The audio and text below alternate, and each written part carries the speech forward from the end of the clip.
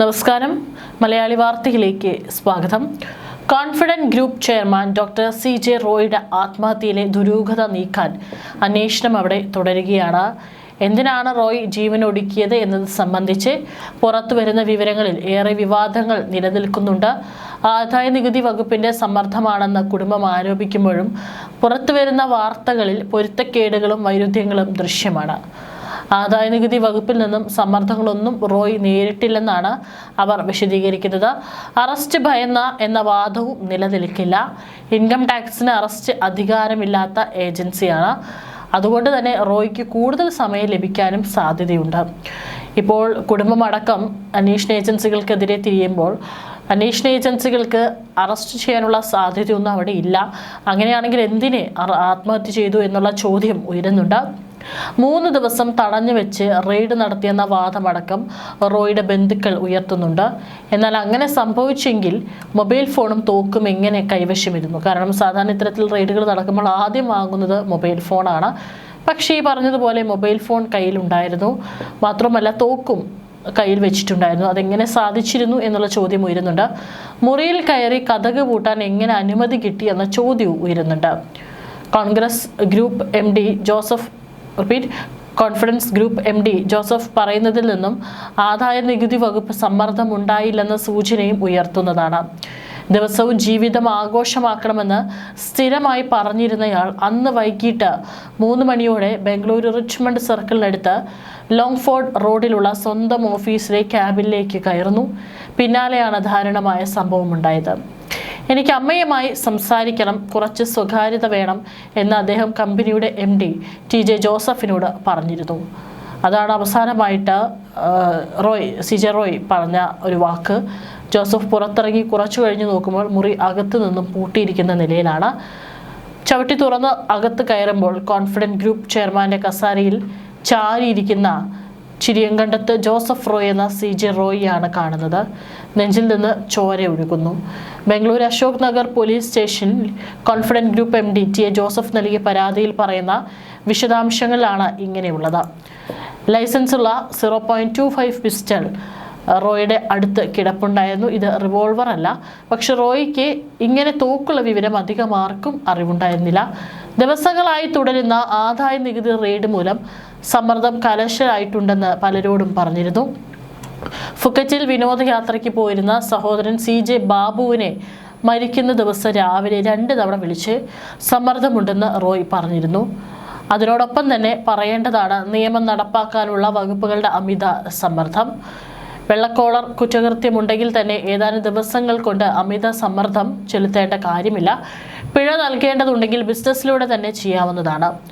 നികുതി ഭീകരത എന്ന വിമർശനം ഇതിനകം തന്നെ ഉയർന്നതിന് കാരണവും അതാണ്. റെയ്ഡ് നടക്കുമ്പോൾ തോക്കുമായി മുറിയിൽ കയറി അടച്ച് സ്വയം വെടിയുതിർത്ത റോയ് ഉദ്യോഗസ്ഥർക്ക് നേരെ വെടിയുതിർത്തിരുന്നില്ല. അത്തരത്തിൽ മാനസികമായി തളർന്നിരുന്നില്ല റോയ് എന്ന് വേണം കരുതാൻ. ദുബായിൽ നിന്നും ബാംഗ്ലൂരിലേക്ക് റോയ് എത്തിയത് മരണം തിരഞ്ഞെടുക്കാൻ വേണ്ടിയായിരുന്നു എന്ന ചോദ്യമടക്കം ഉയരുന്നു. എങ്കിലും പൊരുത്തക്കേടുകൾ നിരവധിയാണ്.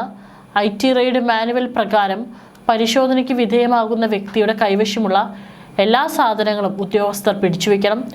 കൂടെ ഒരു ഉദ്യോഗസ്ഥരില്ലാതെ ഒറ്റയ്ക്കൊരു റൂമിലോ ഓഫീസിലോ നിയമം അനുവദിക്കില്ല.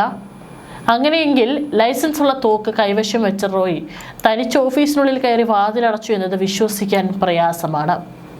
കഴിഞ്ഞ ആഴ്ച തന്നെ റോയിയുടെ ബാംഗ്ലൂരിലെ ഫയലുകൾ IT സംഘം സീൽ ചെയ്തിരുന്നു. തൻ്റെ അധികാര പരിധിക്ക് പുറത്താണ് കൊച്ചി യൂണിറ്റ് പ്രവർത്തിക്കുന്നതെന്ന് റോയ് വാദിച്ചെങ്കിലും കോടതി അത് അംഗീകരിച്ചില്ല. 5ഓളം കമ്പനികളിൽ ഒരേ സമയം നടന്ന റെയ്ഡിന്റെ തുടർച്ചയായാണ് IT സംഘം കോൺഫിഡന്റ് ഗ്രൂപ്പ് ഓഫീസിലെത്തിയത്. സർവ്വസന്നാഹങ്ങളുമായി എത്തിയ ഉദ്യോഗസ്ഥരുടെ മുന്നിൽ വെച്ച് എങ്ങനെ ഒരു വെടിവെച്ച് കേട്ടു എന്നത് ദുരൂഹത വർദ്ധിപ്പിക്കുന്നതാണ്.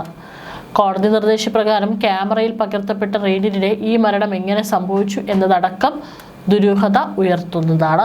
അതേസമയം ആദായ നികുതി വകുപ്പ് ഉദ്യോഗസ്ഥരാണ് റോയിയുടെ മരണത്തിന് കാരണക്കാരെന്ന് സഹോദരൻ CJ ബാബു ആരോപിക്കുന്നു.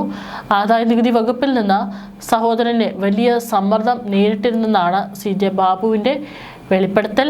3 ദിവസമായി IT വകുപ്പ് ഉദ്യോഗസ്ഥർ റോയിയുടെ ഓഫീസിലുണ്ടായിരുന്നു.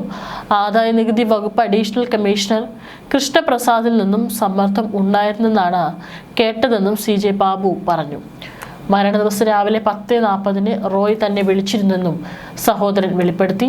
നീ എപ്പോഴാണ് വരുന്നത്, എനിക്കൊന്ന് കാണണമെന്ന് റോയ് പറഞ്ഞു. ശനിയാഴ്ച 7 മണിക്ക് കാണാമെന്ന് ഞാൻ പറഞ്ഞു, പക്ഷേ കാണാൻ ആളുണ്ടായില്ല. ആള് പോയി. കടമോ ബാധ്യതയോ മറ്റ് ഭീഷണികളോ ഒന്നും ഉണ്ടായിരുന്നില്ല. കുടുംബത്തെ കണ്ട ശേഷം നിയമ നടപടികൾ സംബന്ധിച്ച കാര്യങ്ങളെക്കുറിച്ച് ആലോചിക്കുമെന്നും CJ ബാബു പറഞ്ഞു. റോയ് മരണത്തിന് മുമ്പ് അമ്മയോട് സംസാരിക്കണമെന്ന ആഗ്രഹം പ്രകടിപ്പിച്ചിരുന്നതായി വിവരവും പുറത്തുവരുന്നുണ്ട്. അശോക് നഗർ പോലീസ് സ്റ്റേഷനിൽ Confident Group MD TJ Joseph സമർപ്പിച്ച പരാതിയിലാണ് സംഭവ ദിവസത്തെക്കുറിച്ചുള്ള കൂടുതൽ വിവരങ്ങളുള്ളത്. വെള്ളിയാഴ്ച ഉച്ചയ്ക്ക് 3 മണിയോടെയാണ് ആദായ നികുതി വകുപ്പ് ഉദ്യോഗസ്ഥർക്ക് മൊഴി നൽകാനായി TJ ജോസഫിനൊപ്പം റോയ് ഓഫീസിലെത്തി. പിന്നാലെ തൻ്റെ ക്യാബിനിലേക്ക് പോയ റോയ് അമ്മയോട് സംസാരിക്കണമെന്ന ജോസഫിനോട് ആഗ്രഹം പ്രകടിപ്പിക്കുകയും എന്നാൽ പുറത്തേക്ക് ഇറങ്ങിയ ജോസഫ് തിരികെ എത്തിയപ്പോൾ ക്യാബിനിലേക്ക് കയറാൻ സെക്യൂരിറ്റി സമ്മതിച്ചില്ല. ആരെയും ക്യാബിനിലേക്ക് കയറ്റിവിടരുതെന്ന് റോയ് അറിയിച്ചെന്നും എന്നായിരുന്നു പറഞ്ഞത്.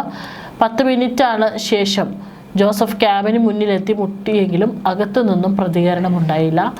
കതകുള്ളിൽ നിന്നും നോക്കിയിട്ട നിലയിലായിരുന്നു.